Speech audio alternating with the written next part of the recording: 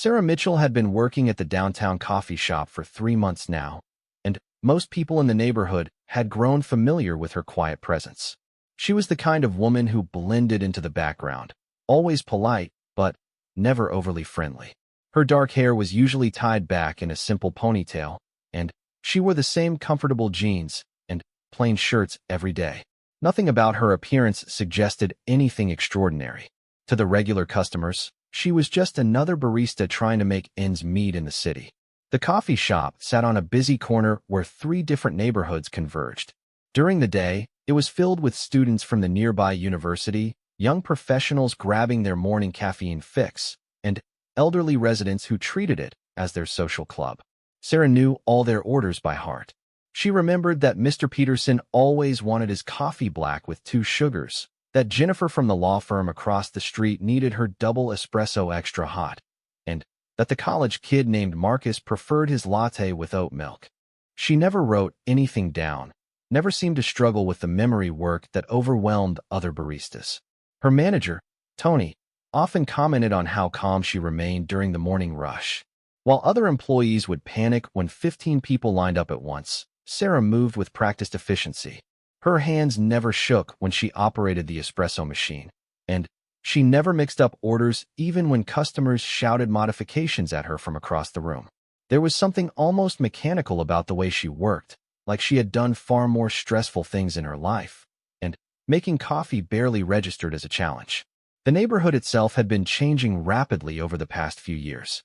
What used to be a quiet residential area had transformed into a trendy district filled with new restaurants, boutique shops, and expensive apartments. With the development came new problems. The crime rate had increased noticeably, and several businesses had been robbed in recent months. The coffee shop had installed new security cameras just last week, and Tony had started varying the times he took the daily earnings to the bank. Sarah lived alone in a small studio apartment 6 blocks from the coffee shop. Her place was sparse, containing only the essentials: a bed, a small table with 2 chairs, a couch that had seen better days, and a television she rarely turned on. The walls were bare except for a single photograph of an ocean sunset that she had hung above her bed. She owned few possessions, and those she did have were organized with military precision. Her closet contained exactly 7 outfits, all practical and comfortable. Her kitchen cabinets held basic supplies, nothing excessive or unnecessary. Her neighbors rarely saw her coming or going. Mrs. Chun from across the hall mentioned once to another resident that Sarah was the quietest tenant she had ever encountered. No loud music, no visitors, no parties. Sometimes Mrs. Chun would hear Sarah leaving for her morning run at 5 o'clock, her footsteps barely audible in the hallway despite the old building's creaky floors. She would return an hour later, shower, and leave for work. Her routine never varied. Nobody at the coffee shop knew much about Sarah's past. She had appeared one day in response to the help wanted sign in the window, filled out the application with minimal information, and started working the next day. When coworkers asked her questions about where she was from or what she did before, she would give vague answers that were technically truthful but revealed nothing meaningful. She had lived in several different places, she told them. She had done various types of work. She was taking some time to figure out her next steps. These answers satisfied most people's curiosity, and eventually, they stopped asking. Tony had hired her despite the sparse resume, because she had impressed him during the interview. There was something about her bearing, the way she made direct eye contact and spoke with quiet confidence, that suggested reliability. She had shown up for every shift on time, never called in sick, and handled difficult customers with a calm professionalism that seemed unusual for someone working a minimum wage job. He considered himself lucky to have found her. On Tuesday morning, the coffee shop was experiencing its usual rush. Sarah worked the espresso machine while her coworker, a college student named Emma, handled the register. The line stretched to the door, and the small space buzzed with conversation and the hiss of steaming milk. Sarah moved through the orders with her characteristic efficiency, calling out names and sliding cups across the counter in a steady rhythm. Around 9:30, the morning crowd began to thin out. Emma went to the back to start preparing sandwich ingredients for the lunch rush, leaving Sarah alone at the front counter. Only 3 customers remained in the shop, an elderly man reading his newspaper by the window, a young woman typing on her laptop in the corner, and a businessman who was answering emails on his phone while he waited for his coffee to cool. The bell above the door chimed, and two men walked in. Sarah glanced up from wiping down the counter and immediately noticed something off about them. They were both wearing hoodies despite the warm weather, and their hands were shoved deep in their pockets. The one in front was tall and thin with nervous eyes that darted around the shop, while the one behind him was shorter and stocky with a hard expression on his face.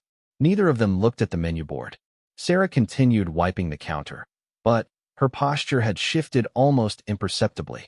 Her weight balanced evenly on both feet now, and though her hands still moved the cloth in circular motions, her muscles had tensed in readiness. Her eyes tracked the two men through her peripheral vision while appearing to focus on her cleaning task. The tall one approached the counter first. His hand emerged from his pocket, and Sarah saw the gun before he even finished pulling it out. It was a small-caliber revolver, old and poorly maintained based on the rust visible on the barrel. The man's hand shook as he pointed it at her, his finger already on the trigger in violation of every basic gun safety rule. Behind him, his partner pulled out a larger semi-automatic pistol and turned to cover the customers. The reality of what was happening hit everyone in the shop at different speeds.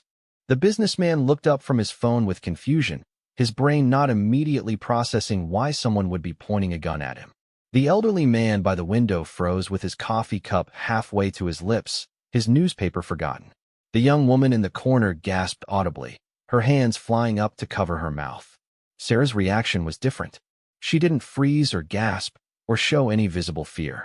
Instead, she slowly raised her hands to shoulder height, the cleaning cloth still dangling from her right hand. Her face remained completely neutral, showing neither terror nor aggression. She looked directly at the man pointing the gun at her with an expression that could almost be described as evaluative, like she was sizing up an opponent before a chess match. The tall man with the shaking hands was the first to speak, and his voice cracked with nervous energy. His accent marked him as local, probably from one of the rougher neighborhoods on the east side. He couldn't have been more than 25 years old, and the way he held the gun suggested he had never actually used it before. "This is a robbery," he announced, the words tumbling out too quickly. "Everyone stay calm, and nobody gets hurt. You," he gestured at Sarah with the gun, "open the register and put all the money in a bag. Do it now." Sarah didn't move immediately. Her eyes flicked from the gun to the man's face, then briefly to his partner, who was still covering the customers. She was calculating distances, angles, and possibilities with the speed of someone who had been trained to make life or death decisions in seconds. The shop's layout flashed through her mind. The counter separating her from the gunman, the position of the espresso machine to her right, the distance to the back room where Emma was probably still preparing sandwiches, oblivious to what was happening. The stocky man by the door noticed her hesitation. "You deaf?" he growled, his voice rougher and more confident than his partner's. "Do what he says. Put the money in a bag right now." Sarah lowered her hand slowly and turned toward the register. Her movements were deliberate and smooth, nothing that would startle the nervous man with the gun. She pressed the button to open the cash drawer, and it slid out with a mechanical ding that seemed unnaturally loud in the tense silence. "Faster," the tall man demanded, waving the gun for emphasis. His hand was shaking even more now, sweat visible on his forehead despite the air conditioning. "Hurry up. I need to get a bag," Sarah said quietly. Her voice was steady and calm, showing no trace of the fear that should have been overwhelming her. She gestured toward the cabinet under the counter where they kept paper bags for customers who bought whole bean coffee. The man nodded jerkily, keeping the gun trained on her as she bent down to retrieve a bag. For a moment, she disappeared from his line of sight as she crouched behind the counter. In that instant, her mind was working through scenarios. She could hear Emma moving around in the back room, the clatter of metal bowls, and the sound of the refrigerator opening. The gunman wouldn't be able to see or hear her from his position.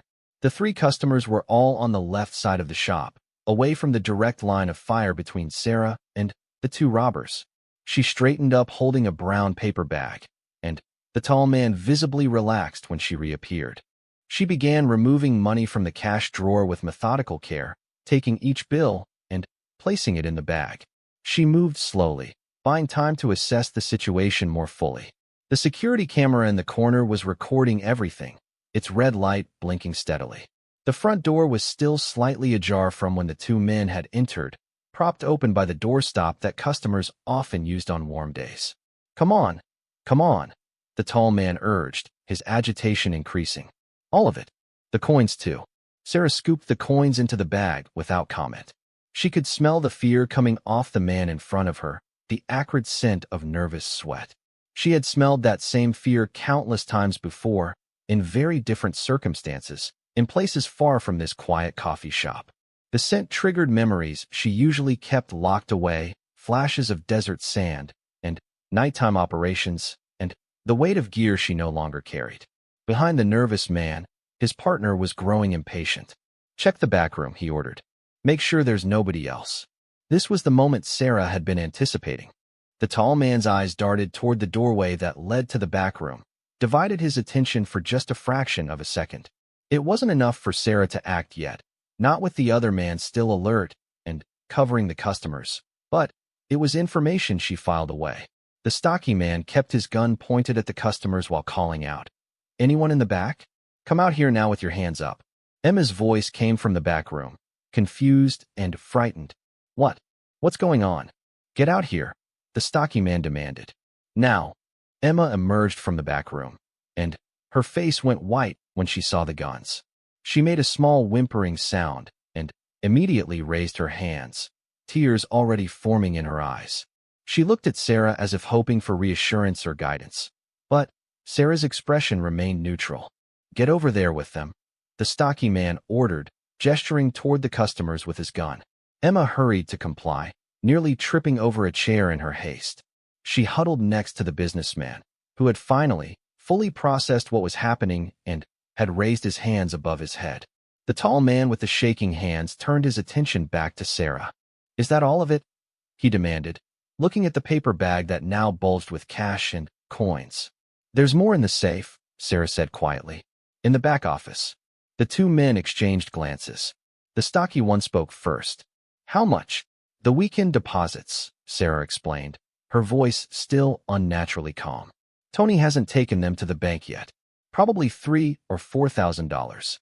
This was true.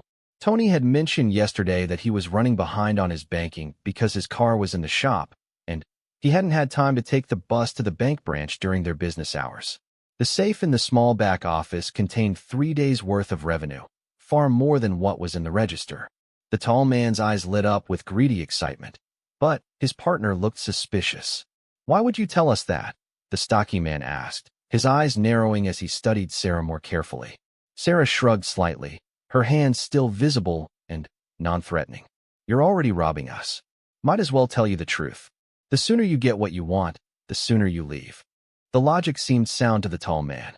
"Come on," he said, gesturing with the gun toward the doorway to the back room. "Show us where the safe is. And don't try anything stupid."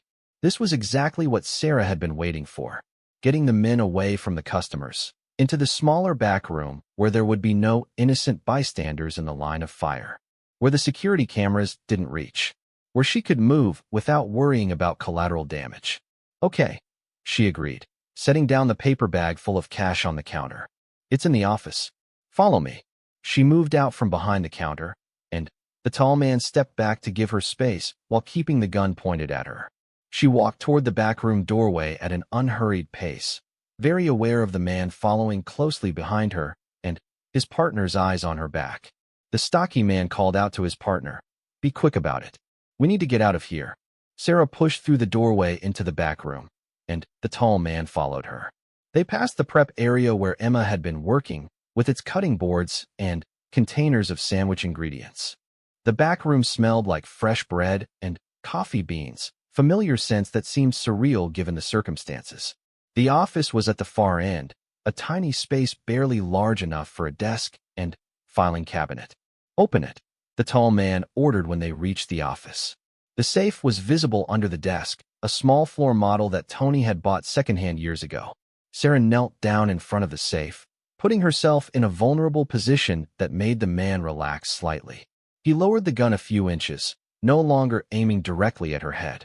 His finger remained on the trigger, the weapon still pointed in her general direction, but his attention now focused on the safe and the money he expected to see. She began entering the combination, and this was when everything changed. The transformation happened so quickly that someone blinking would have missed it. One moment Sarah was a compliant barista kneeling in front of a safe, and the next she was something entirely different. Her movement was a blur of controlled violence. From her kneeling position, Sarah's body exploded into action with a speed that seemed physically impossible. Her right hand shot up and caught the barrel of the gun, simultaneously pushing it away from her body and twisting hard.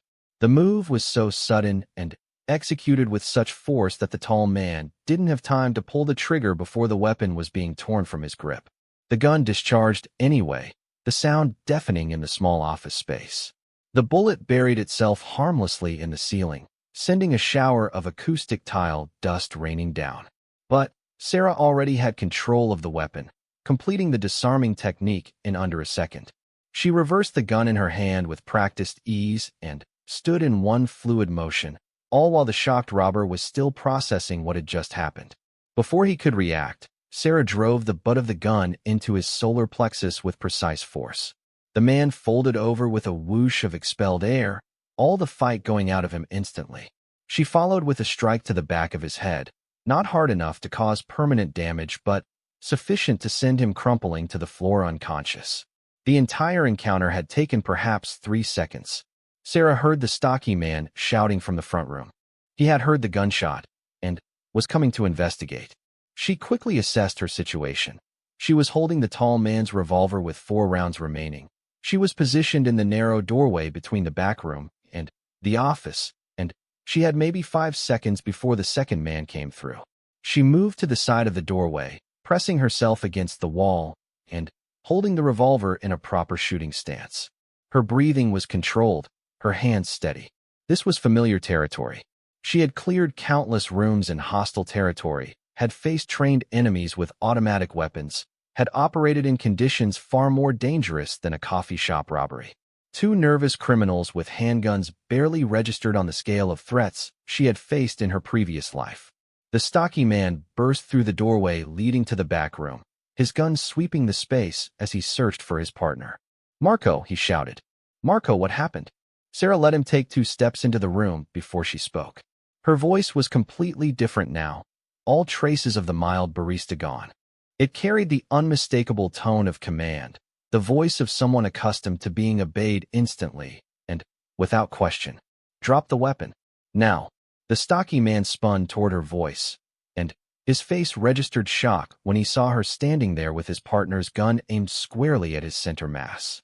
She was holding it properly, with the confidence of someone who had fired thousands of rounds in training and real combat. Her stance was textbook, her eyes focused on him over the sights, and her finger resting alongside the trigger guard until she made the decision to fire. For a moment, they stood frozen in tableau. The man's gun was pointed in her general direction, but not aimed, while hers was locked onto target. His mind was trying to reconcile what he was seeing. The quiet barista had somehow disarmed his partner and was now holding him at gunpoint with professional competence that made no sense given what he knew about her. "I said drop it," Sarah repeated, her voice harder now. "This is your only warning. Put the gun on the floor and step away from it. Do it slowly." The man's eyes darted toward the front room where the customers and Emma were still huddled. Sarah read his intention immediately and adjusted her aim slightly higher, toward his head rather than his chest. "Don't," she warned. "You won't make it. I guarantee you that." Something in her tone convinced him she was telling the truth. Maybe it was the absolute certainty in her voice, or the rock-steady way she held the weapon, or the cold calculation in her eyes that suggested she had pointed guns at people before and pulled the trigger when necessary. Whatever the reason, his resistance crumbled. The gun clattered to the floor, and he raised his hands slowly. Sarah kept her weapon trained on him as she moved forward, kicking his gun away and then stepping on it to keep it out of his reach. She reached into her back pocket with her free hand and pulled out her phone, never taking her eyes off the man. "On your knees," she ordered. "Hands behind your head, fingers interlaced." He complied, dropping to his knees and assuming the position. His earlier confidence had completely evaporated, replaced by a confusion that bordered on panic. He kept looking at her like she was a creature from another world, someone who shouldn't exist in the reality he understood. Sarah dialed 911 with her thumb, still keeping the gun steady, and her eyes on the kneeling man. The operator answered after 2 rings. "This is Sarah Mitchell at Cornerstone Coffee on 5th and Maple," she said calmly. "I'm reporting an armed robbery in progress. 2 suspects, both armed with handguns. I've disarmed both of them and have them contained. One is unconscious, the other is restrained. No injuries to staff or customers. Send units to my location." The operator started asking standard questions, but Sarah interrupted her. "The situation is secure. I have training. Just send the units." She rattled off her exact address, and then hung up before the operator could protest. From the front room, she heard Emma's voice calling out nervously, "Sarah? What's happening? Was that a gunshot?" "Everything's fine, Emma," Sarah called back, still not taking her eyes off the kneeling man. "Stay with the customers. Police are on the way." The stocky man finally found his voice. "Who the hell are you?" he demanded, though his voice shook. "You're just a barista." Sarah's expression didn't change. "Wrong place, wrong time for you," was all she said. They waited in silence for the next few minutes. Sarah could hear sirens approaching in the distance, multiple units responding to the call. The man on his knees wisely didn't try anything, seeming to understand that she would have no hesitation shooting him if he made a move. Behind him, his partner was starting to groan and stir, consciousness returning slowly. The first police units arrived within 4 minutes, which was good response time for this part of the city. Sarah heard the officers entering the coffee shop, their loud voices ordering everyone to stay calm and not move. She called out to them from the back room. "Back here. Situation is contained. Coming out now with the suspects." She lowered the revolver slightly, but kept it pointed at the kneeling man. "Stand up slowly," she ordered him. "Walk forward toward the doorway. Any sudden moves, and this ends badly for you. Understand?" He nodded and stood carefully, his hands still behind his head. Sarah followed him as he shuffled toward the doorway, her gun never wavering. As they emerged into the main backroom area, 2 police officers appeared with their weapons drawn. "Drop the gun," one of them shouted at Sarah. "Drop it now." Sarah immediately complied, setting the revolver on the ground and raising her hands. "I'm the one who called it in," she explained calmly. "The suspect is in front of me. His partner is unconscious in the office behind me. Their weapons are both secured." The officers moved in quickly, pushing the stocky man face down on the floor and cuffing him while keeping their eyes on Sarah. Another officer appeared and picked up the revolver she had set down, clearing it and making it safe. More officers were streaming into the coffee shop now, and Sarah could hear them checking on the customers and Emma in the front room. A sergeant entered the back room, a middle-aged woman with sharp eyes and an air of authority. She looked at the scene, the cuffed suspect on the floor, the unconscious man visible through the office doorway, and Sarah standing calmly with her hands raised. "You're Sarah Mitchell?" the sergeant asked. "Yes, ma'am." "You can put your hands down. Tell me what happened here." Sarah lowered her hands and gave a concise account of the robbery attempt and her response. She spoke in clear, factual terms, providing details about the suspect's weapons, their positions, and her actions. The sergeant listened carefully, occasionally interrupting with clarifying questions. When Sarah described disarming the first suspect, the sergeant's eyebrows rose. "You disarmed him? In a small office?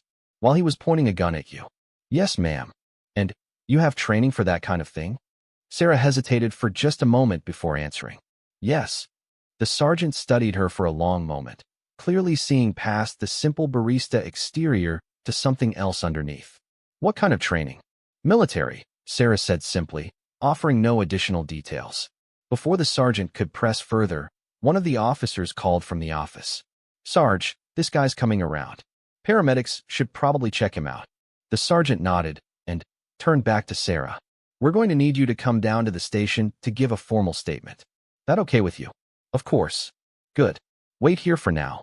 The next hour was a controlled chaos of activity. Paramedics arrived and checked both suspects, determining that the tall man had a concussion, but nothing more serious. Both men were transported to the hospital under police guard before they would be booked into jail.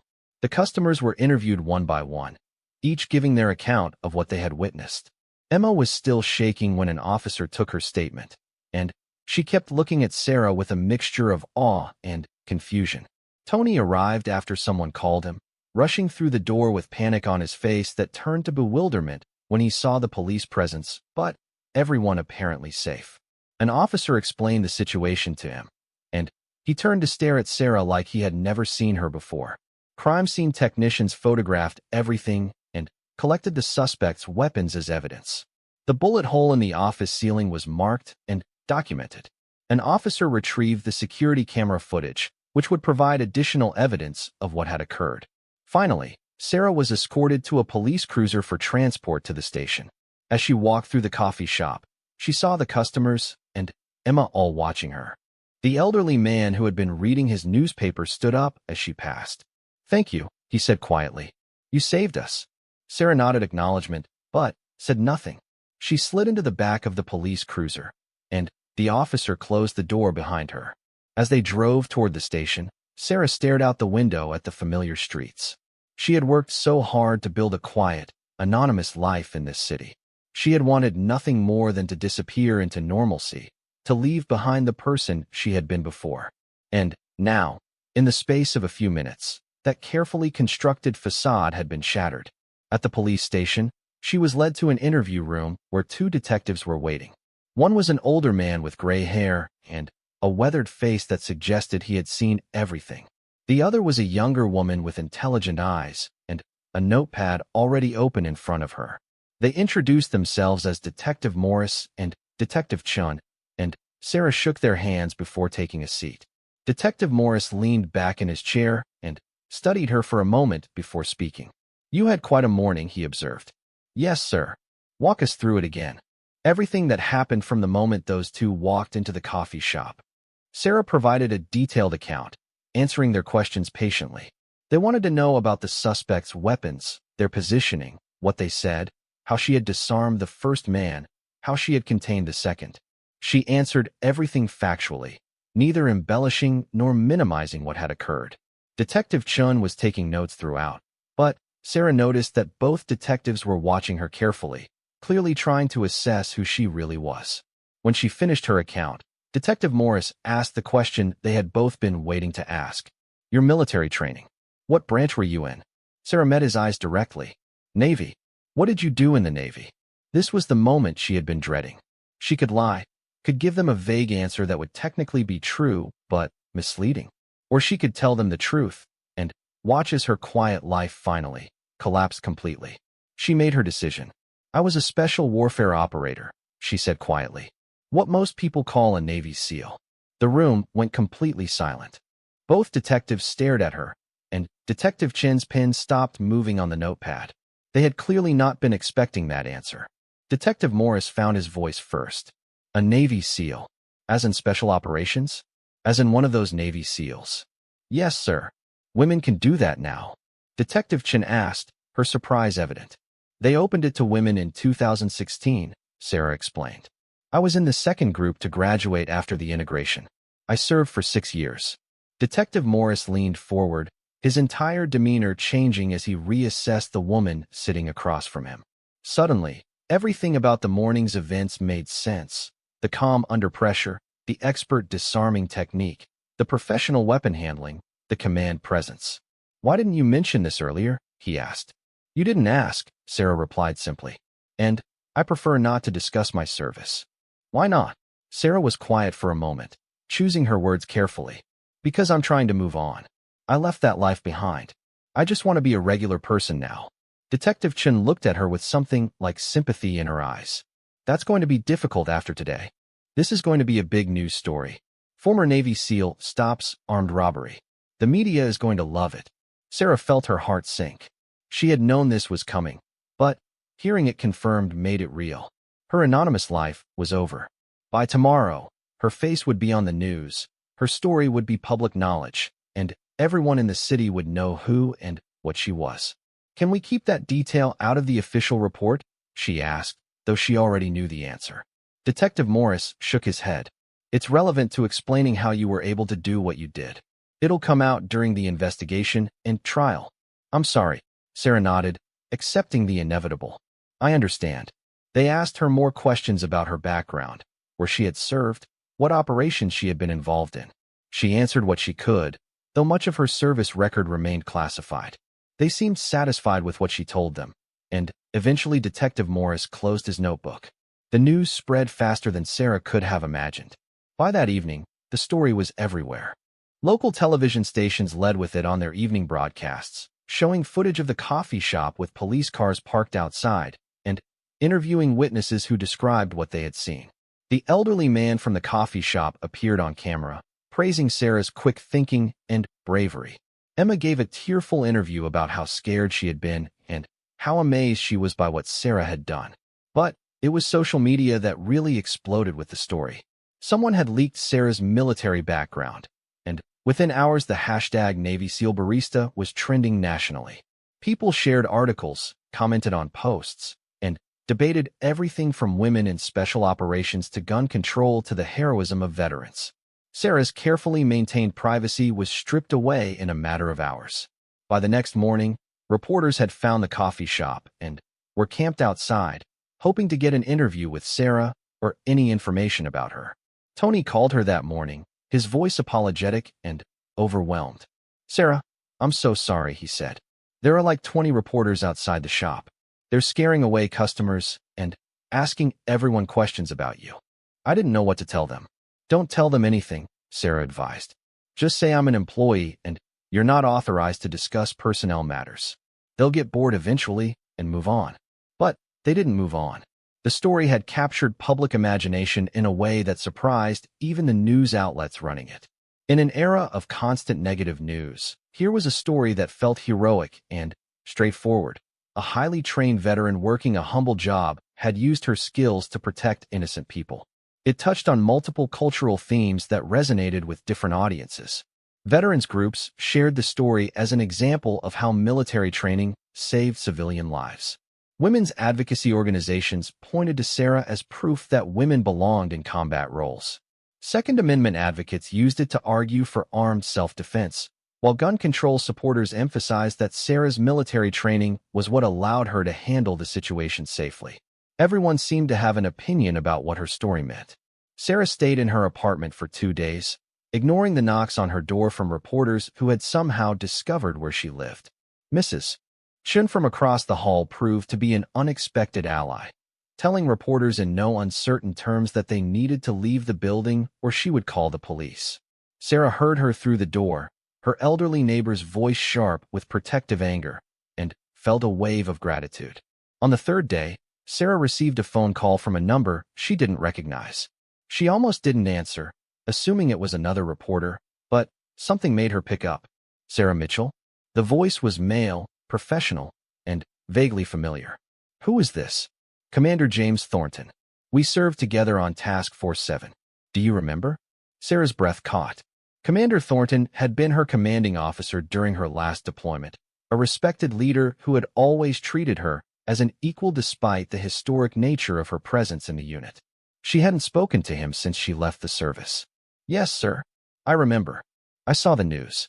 That was some good work at that coffee shop. Very clean, very professional." "Thank you, sir." There was a pause on the line, and Sarah could hear the commander choosing his words carefully. "Listen, Sarah, I know you left for a reason. I know you wanted out of this life. But I also know that it's not easy to transition back to civilian life, especially when you've done what we've done. How are you holding up?" The simple question, asked with genuine concern, threatened to break through the walls Sarah had built around herself. "I'm managing, sir." "Are you, though? Because from what I'm seeing on the news, you've been working at a coffee shop for minimum wage when you have skills that are in high demand. Skills that could earn you 6 figures in private security, consulting, training. Why are you doing that to yourself?" Sarah walked to her window and looked out at the street below, where a news van was still parked. "Because I wanted to be normal, sir. I wanted to be someone who didn't have to think about threat assessments and tactical responses. Someone who just made coffee and went home and lived a quiet life." "And how's that working out for you?" Despite everything, Sarah found herself smiling slightly. Not great at the moment. Sarah, you're one of the best operators I ever worked with. Male or female, you were top tier. But you can't just turn that off. It's who you are now. What happened at that coffee shop proves it. When the situation turned dangerous, you didn't freeze like a barista would. You responded like a SEAL because that's what you are, whether you're wearing a uniform or not. I don't want to be that person anymore, Sarah said quietly. Why not? You saved 4 people's lives, probably prevented serious injuries. You stopped 2 criminals who might have hurt someone else if you hadn't been there. That's not something to run from. Sarah was quiet, processing his words. The commander continued, his tone gentler now. I'm not telling you to re-enlist. I know you did your time and earned your discharge. But maybe instead of hiding from who you are, you should think about how to use those skills in a way that feels meaningful to you.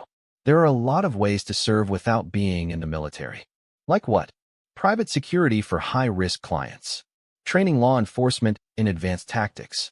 Consulting for companies that operate in dangerous regions.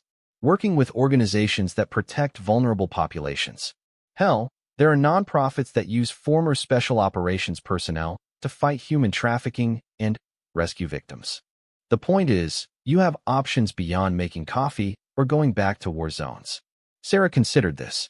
She had never really thought about middle ground options, had seen her choices binary. Either continue in special operations or completely reject that identity. The idea that she might be able to use her skills in ways that didn't require her to be in active combat situations was new territory. I'll think about it, sir. Good. And, Sarah, one more thing. The media attention is going to die down eventually. It always does.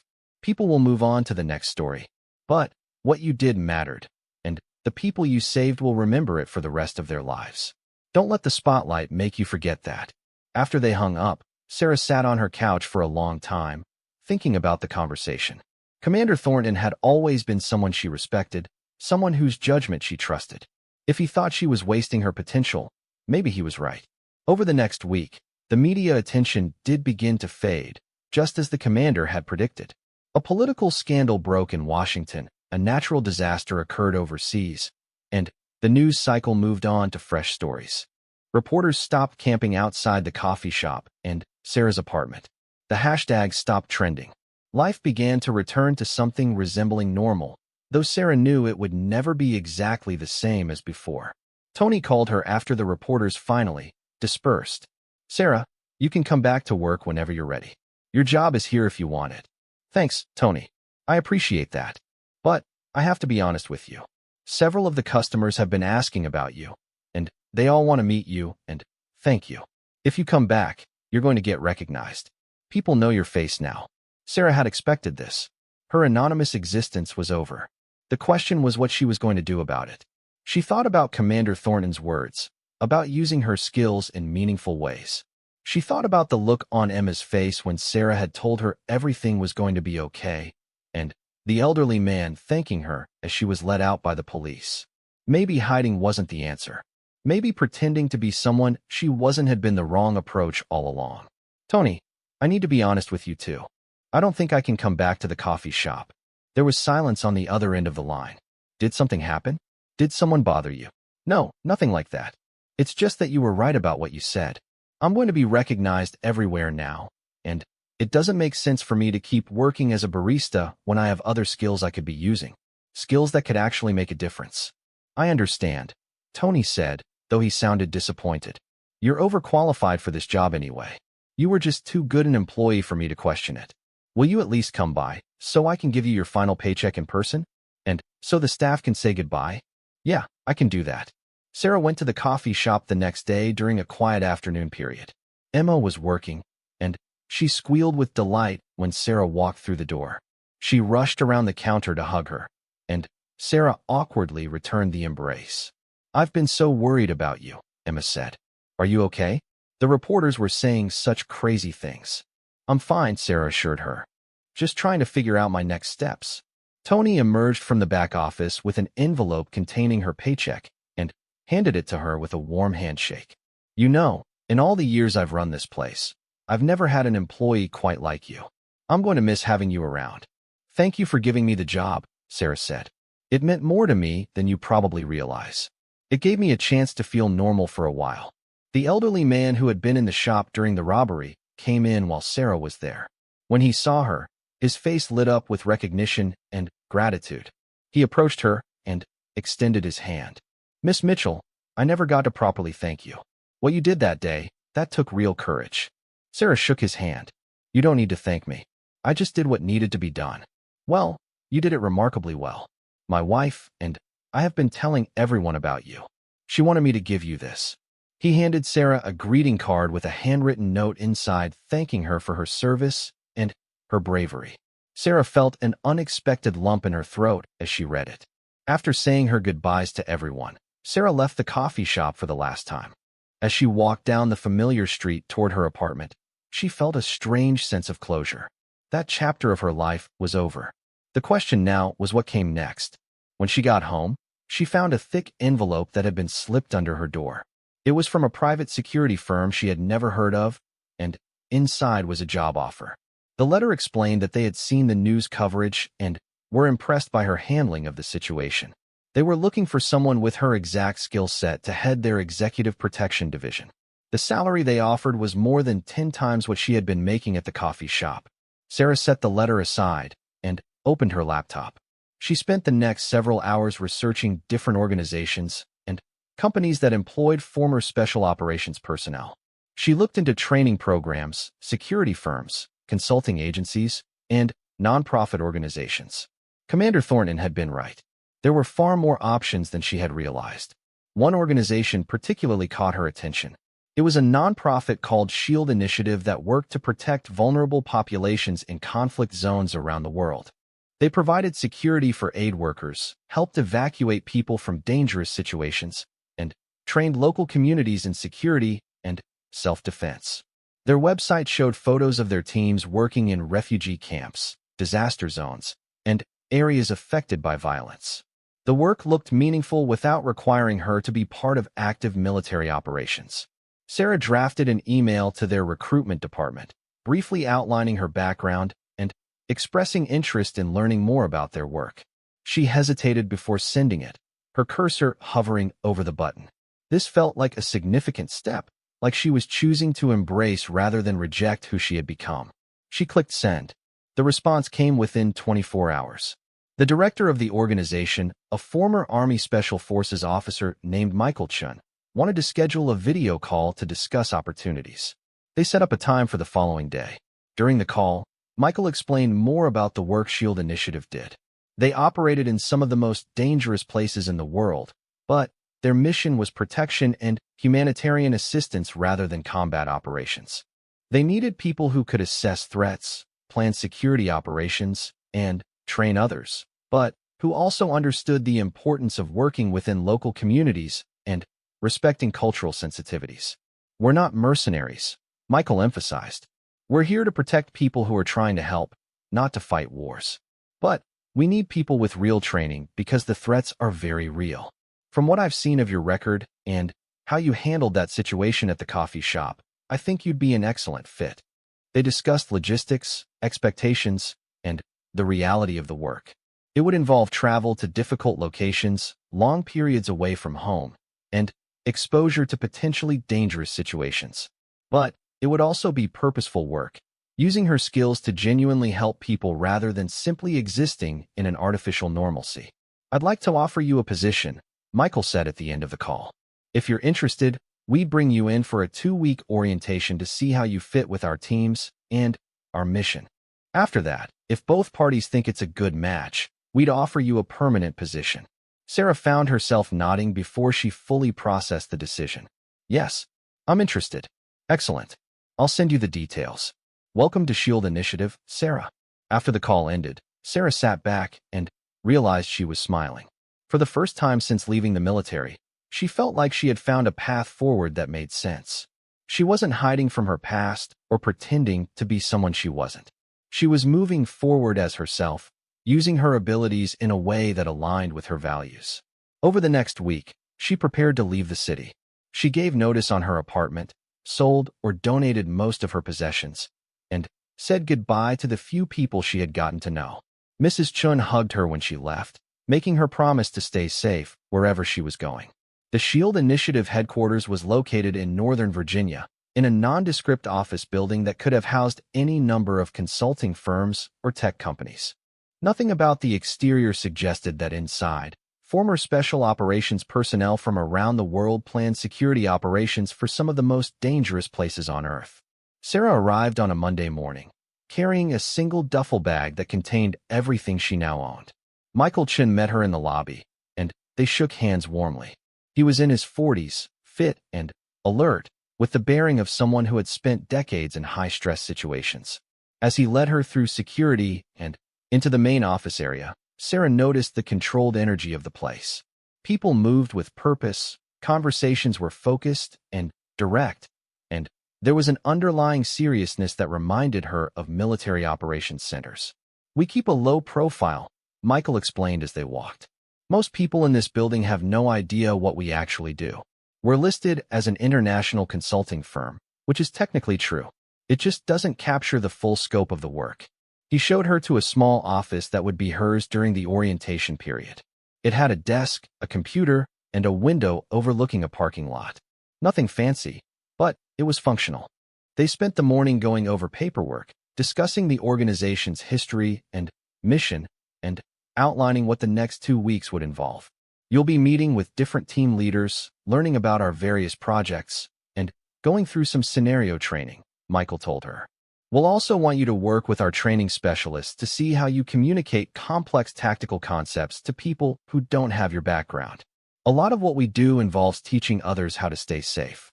The orientation was intense. Sarah met operators from 6 different countries, each bringing their own military background and area of expertise. There was Dmitry, a former Russian Spetsnaz soldier who had defected and now specialized in hostile environment operations.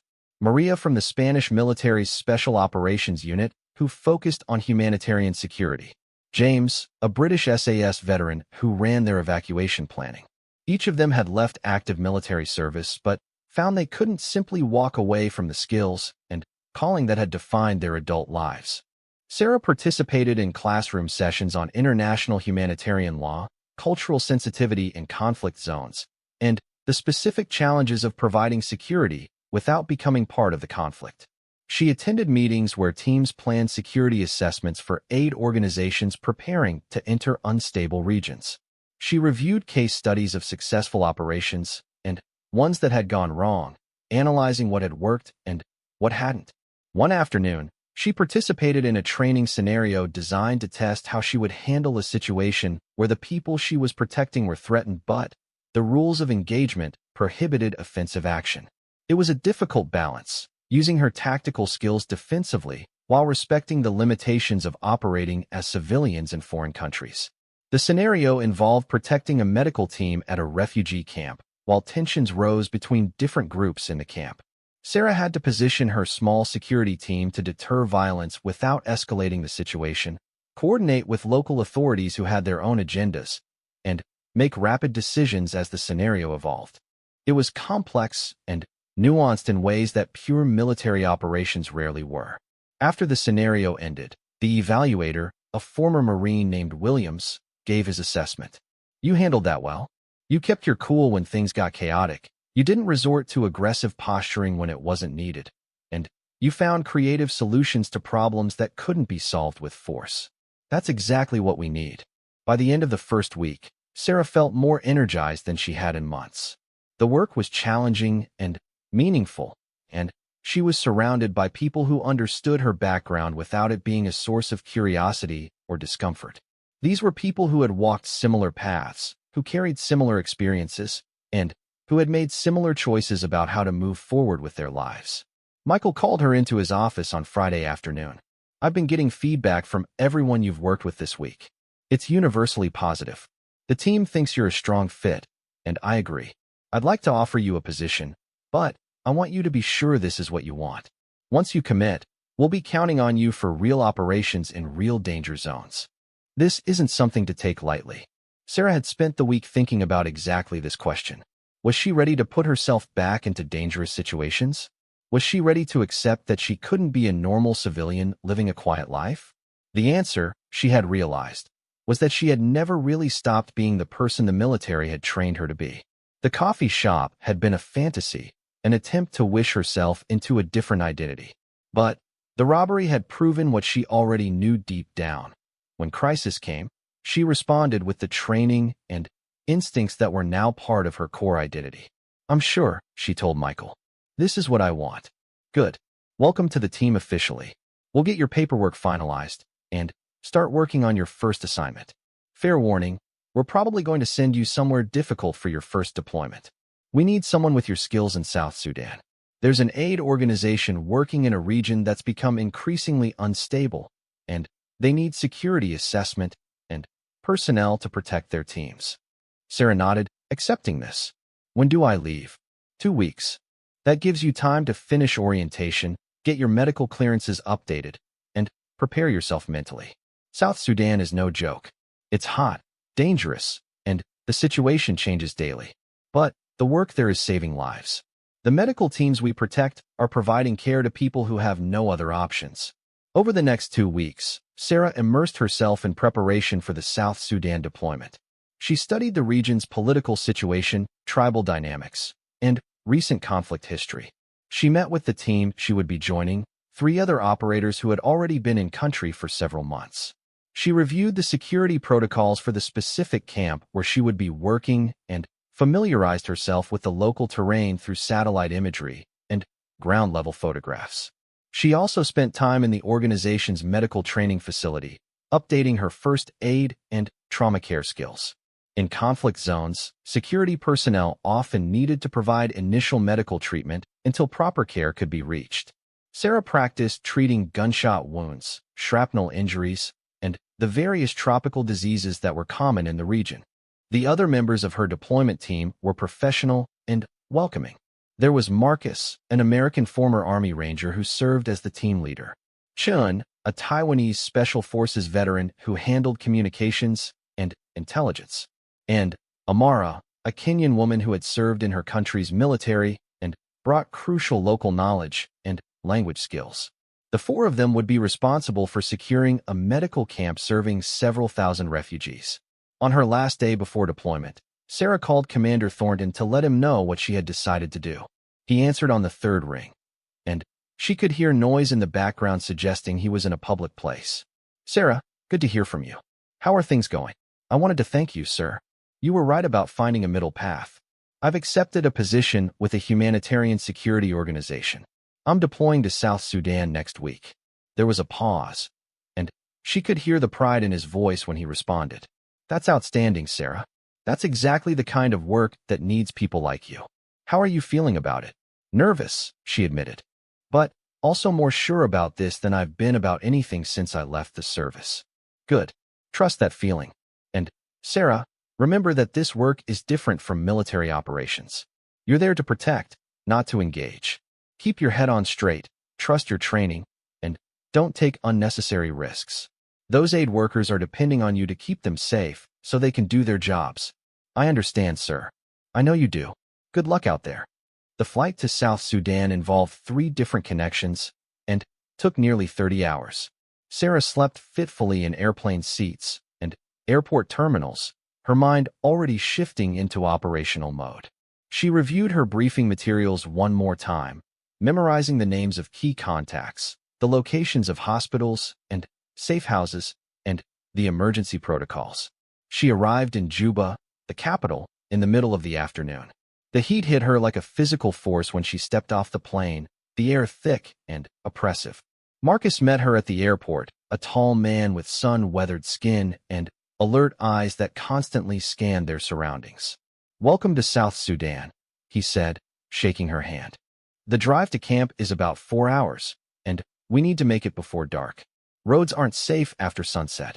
They loaded into a hardened vehicle, essentially a civilian SUV that had been armored and equipped with communications equipment. The drive took them out of the capital and into rural areas where the infrastructure rapidly deteriorated. Paved roads gave way to dirt tracks, and the buildings became more sparse and run down. Sarah watched the landscape pass, taking in everything. She saw children playing in the dust, women carrying water containers on their heads, Men gathered in small groups under trees seeking shade from the brutal sun. She saw the aftermath of conflict in burned buildings and abandoned villages. She saw UN peacekeeping vehicles at checkpoints, their presence a reminder of the instability that defined the region. Marcus provided running commentary as they drove, pointing out landmarks and explaining the local dynamics. The camp we're protecting serves about 5,000 refugees who fled here from villages that were destroyed in the fighting. The medical team we work with provides the only health care within 50 miles. They're treating everything from malaria to malnutrition to war wounds. Without them, a lot of these people would die. They arrived at the camp as the sun was setting, painting the sky in shades of orange and red. The camp was surrounded by a basic perimeter fence, more psychological barrier than physical security. Inside, rows of tents stretched in organized lines, with larger structures serving as the medical clinic, supply depot, and administrative offices. Generators provided electricity to critical buildings, their steady hum underlying all other sounds. Chun and Amara were waiting to meet them. Chun was compact and efficient in his movements, speaking with a slight accent. Amara was tall and striking, with sharp features and an air of confidence. They showed Sarah to her accommodation, a small tent with a cot, a footlocker, and a mosquito net. Luxury it was not, but Sarah had slept in far worse conditions. Get some rest tonight, Marcus told her. Tomorrow we'll show you the security setup and introduce you to the medical team. Day after tomorrow, you'll start standing watch rotations with us. Sarah lay on her cot that night, listening to the sounds of the camp. Distant voices, crying children, the occasional vehicle passing outside the perimeter. She could smell wood smoke from cooking fires and the distinctive scent of dust and humanity that characterized refugee camps. It was overwhelming and humbling to be surrounded by so much need and suffering. But it also felt right. She was here to use her skills to protect people who were genuinely trying to help. This wasn't about politics or military strategy or national interests. It was about keeping humanitarian workers safe so they could save lives. It was direct and meaningful in a way that felt pure. The next day, Marcus walked her through their security protocols. They maintained a watch rotation covering all approaches to the camp, with each team member taking 6-hour shifts. They had established relationships with local community leaders who provided early warning of potential threats. They coordinated with UN peacekeepers in the region and maintained emergency evacuation plans if the situation deteriorated. Our job isn't to fight, Marcus emphasized. We're here to detect threats early enough to avoid them, and to protect the medical staff if avoidance isn't possible. We use force only as an absolute last resort, and even then, we're defensive rather than offensive. Sarah met the medical team later that day. They were an international group, doctors from France and Kenya, nurses from various countries, and local staff who provided translation and cultural liaison. Their leader was Dr. Elizabeth Moreau, a French physician in her 50s who had spent decades working in conflict zones around the world. You're the new security person, Dr. Moreau said, shaking Sarah's hand. Her grip was firm, her gaze direct. Marcus speaks highly of you. Former Navy SEAL, yes? Yes, ma'am. Good. We need people who know what they're doing. Last month, we had armed men come to the clinic demanding medicine. Your colleagues handled it well, but it was frightening for my staff.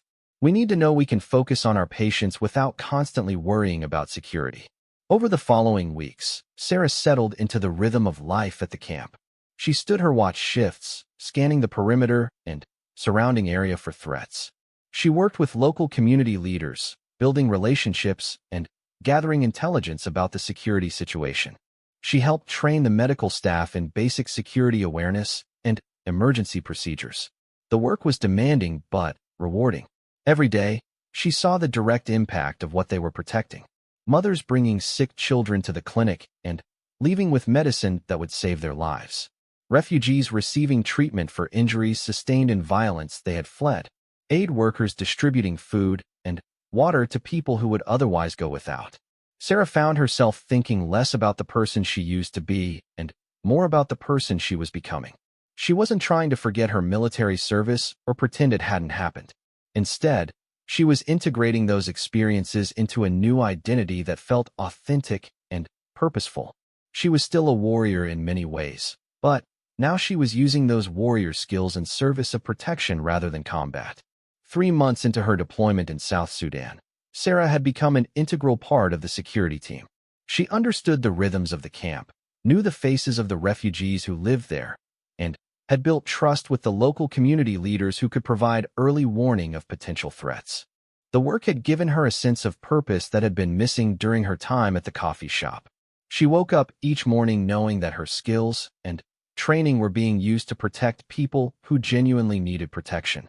The days fell into a pattern that was structured but never monotonous.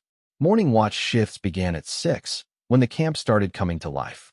Sarah would position herself at the northern observation post, scanning the approaches to the camp through binoculars while monitoring the radio for reports from the other team members. The landscape was vast and brown, dotted with acacia trees that provided inadequate shade from the relentless sun. In the distance, she could see dust clouds that marked vehicles moving along distant roads, and sometimes groups of people walking toward the camp seeking aid or medical care. The medical clinic opened at 7, and by 8 there would already be a line of people waiting to be seen. Dr. Moreau and her team worked tirelessly, treating dozens of patients each day with limited supplies and equipment. Sarah had developed deep respect for these medical professionals who had chosen to work in one of the hardest places on earth. They could have had comfortable careers in wealthy countries, but instead they were here, providing care to people who had nothing. Amara had become a particular friend. During their overlapping shifts, they would talk about their respective military experiences and what had led them both to this work. Amara had left the Kenyan military after seeing too many political decisions override sound tactical judgment.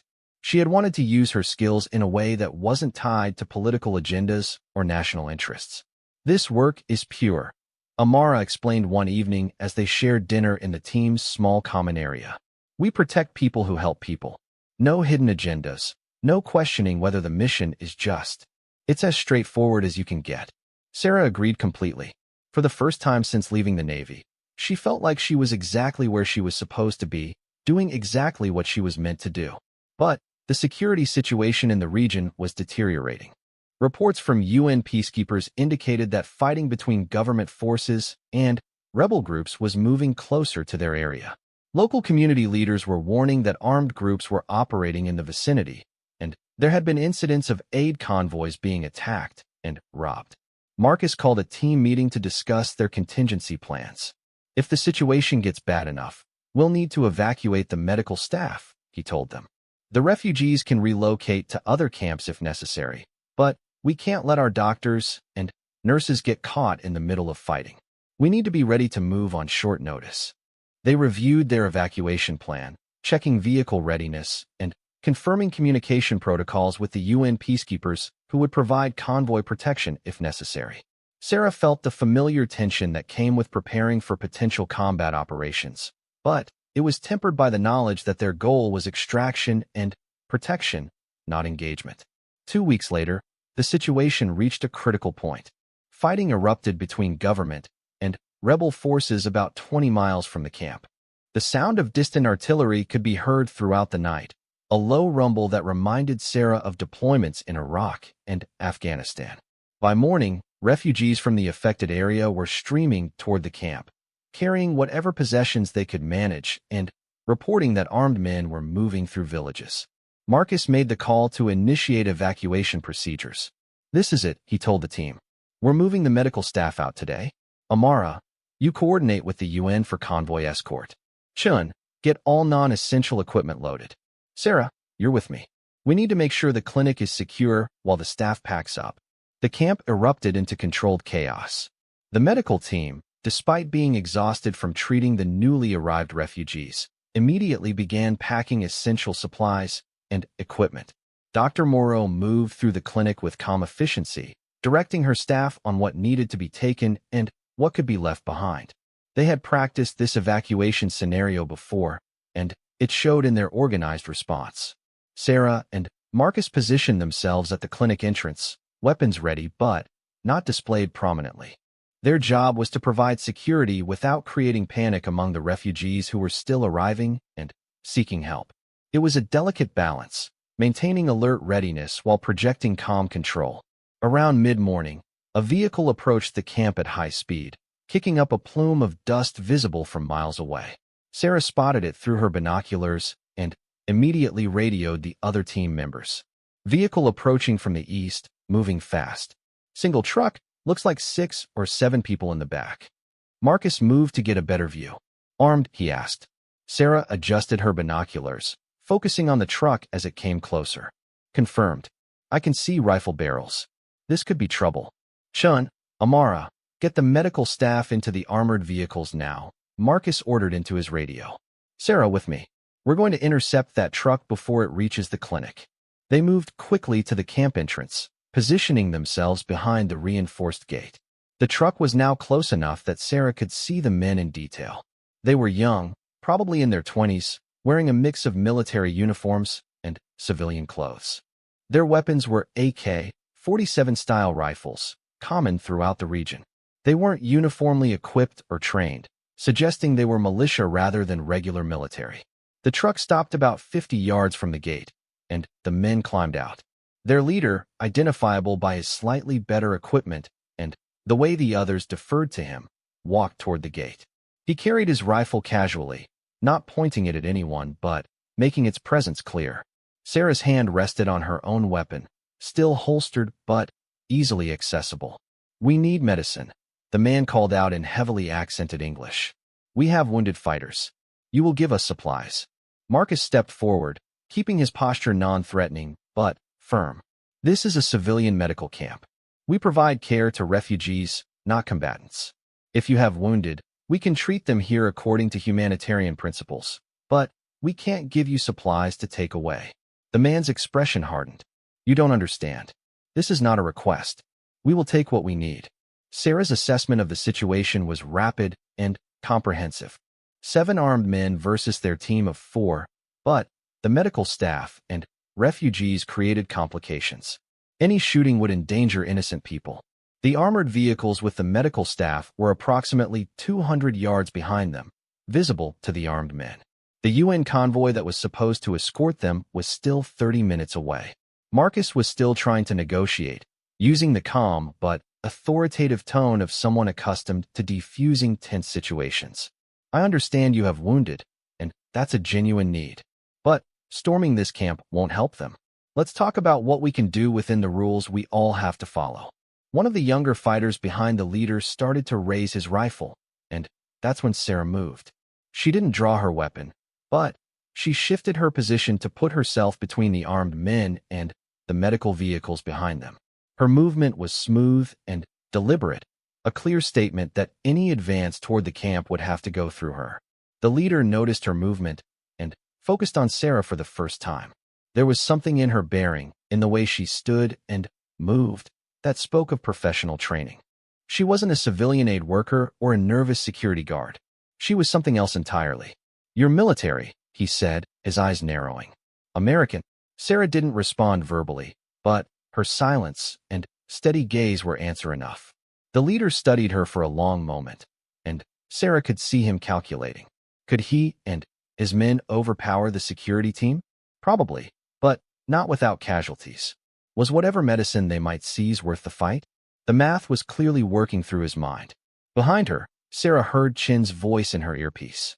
Medical staff is loaded. Ready to move on your signal.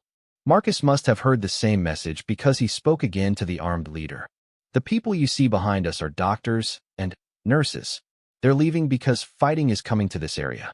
If you attack this camp, you destroy the only source of medical care for everyone in this region, including your own fighters. Is that really what you want? The leader's jaw clenched, and for a moment Sarah thought he might order his men to attack anyway. Her muscles tensed, ready to draw her weapon if he made that choice. But then, the sound of diesel engines became audible in the distance. The UN convoy was arriving, earlier than expected. The leader heard it too, and his expression changed as he recognized what the sound meant. This isn't over, he said, but he was already backing toward his truck. We will come back. Bring your wounded to be treated, and they'll receive care, Marcus called after him. That offer stands. But no one takes supplies by force. Not here. The men climbed back into their truck and drove away. The confrontation ended without shots fired. Sarah didn't relax until the vehicle was out of sight, and even then, she remained alert. That had been too close, and the leader's parting words suggested he meant what he said about returning. The UN convoy arrived 10 minutes later, 3 armored personnel carriers that would escort the medical staff and essential equipment to the airport in Juba. Dr. Moreau approached Sarah and Marcus before climbing into one of the vehicles. "Thank you," she said simply. "You kept my people safe." "That's our job," Marcus replied. "Get to safety. We'll secure what we can here and then follow with the second convoy tomorrow." Sarah watched as the vehicles pulled away, carrying people who had dedicated their lives to helping others in impossible situations. She felt the weight of responsibility that came with being their protector. Those doctors and nurses trusted the security team to keep them safe so they could do their work. Today they had fulfilled that trust, but the threat wasn't over. Marcus gathered the team after the convoy departed. "Sarah, that was good instinct positioning yourself where you did. You blocked their advance without escalating the situation." "They're going to come back," Sarah said. "That leader wasn't bluffing." "I know. That's why we're not staying. Chun, Amara, start loading our gear. We're joining the second convoy tomorrow at dawn. This camp is no longer secure." They worked through the evening, packing equipment and coordinating with the remaining aid workers who would leave with them. The refugees who had sought shelter at the camp would be relocated to another facility farther from the fighting. It was heartbreaking to watch families pack up again, forced to move once more by violence beyond their control. That night, Sarah took the final watch shift. She sat at the observation post, watching the darkness and thinking about everything that had led her to this moment. A year ago, she had been serving coffee and trying to pretend she was someone she wasn't. Now she was sitting in a refugee camp in South Sudan, preparing to evacuate ahead of advancing conflict, using her training to protect people who needed protection. The path hadn't been what she expected. The robbery at the coffee shop had forced her to confront truths about herself that she had been trying to avoid. She couldn't stop being the person her training and experience had made her. But she had found a way to be that person in service of something good and meaningful. The night passed without incident, and at dawn they began the convoy to Juba. The journey was tense. Every vehicle they passed a potential threat, but they reached the capital without incident. The medical team was already preparing to redeploy to a different region where their skills were needed. SHIELD Initiative would assess whether the original camp location could be secured again or if they needed to establish operations elsewhere. Sarah spent 3 days in Juba, debriefing with SHIELD Initiative leadership via video conference and resting in a basic hotel. Michael Chun, the director who had hired her, praised the team's handling of the situation. "You kept everyone safe and got the medical staff out without casualties. That's exactly the kind of operation that justifies our existence. Well done." On her 4th day in Juba, Sarah received an unexpected email. It was from Emma, her former co-worker from the coffee shop. The subject line read, "You won't believe this," and Sarah opened it with curiosity. The email described how Emma had been inspired by Sarah's example to apply for a program that trained civilians in emergency response and first aid. She had been accepted and was starting her training next month. She wrote about how watching Sarah handle the robbery had made her realize she wanted to do more with her life than just work a minimum wage job. She wanted to help people, to be useful in crisis situations, to make a difference. Sarah read the email twice, feeling a warmth in her chest that surprised her. The coffee shop robbery, which had seemed like a disaster that destroyed her carefully constructed anonymity, had actually inspired someone else to seek out meaningful work. The ripple effects of that single incident continued to spread in ways she couldn't have predicted. She wrote back to Emma, encouraging her in her new path and offering to answer any questions about emergency response work. It felt good to be a mentor, to help someone else find their way to purposeful work. Over the next months, Sarah continued her work with SHIELD Initiative. She deployed to 3 more locations, each with its own challenges and rewards. She protected medical teams in Somalia, provided security training to aid workers in Yemen, and helped evacuate vulnerable populations from a conflict zone in Myanmar. Each operation reinforced her sense that this was the right path for her. She stayed in touch with Commander Thornton, updating him periodically on her work. He continued to offer guidance and encouragement, pleased that she had found a way to use her skills that felt meaningful to her. She also maintained contact with some of her former SEAL teammates, several of whom asked her about opportunities with SHIELD Initiative. The military community was small, and word spread about the work they were doing. One evening, Sarah was having dinner with Amara at a restaurant in Nairobi between deployments. They were discussing their next assignment when Amara asked a question that made Sarah pause. "Do you ever regret leaving the military?" Sarah considered the question carefully. "I don't regret leaving. I had done what I set out to do, and I needed to prove to myself that I could exist outside that structure. But I do regret trying to deny who I had become. I wasted almost a year pretending I could just be a regular civilian when that identity didn't fit anymore." "And now?" Amara asked. "Now I feel like I've found balance. I'm using my training, but for protection rather than offense. I'm in difficult situations, but by choice and with clear purpose. I'm not hiding from what I am, but I'm also not defined solely by my military service. I'm something new, something that works for me." Amara smiled. "That's good. A lot of people never figure that out. They spend their whole lives either rejecting their past or being trapped by it. You found a third option." Sarah thought about the woman she had been a year ago, serving coffee and trying to disappear into normalcy. She thought about the robbery that had forced her to confront reality. She thought about Commander Thornton's advice to find a middle path. And she thought about all the people she had protected since making the decision to embrace rather than reject her capabilities. "Yeah," she agreed. "I found a third option." The waiter brought their food, and they ate while discussing the latest news from the region where they would deploy next. Outside the restaurant window, Nairobi's evening lights sparkled against the darkness.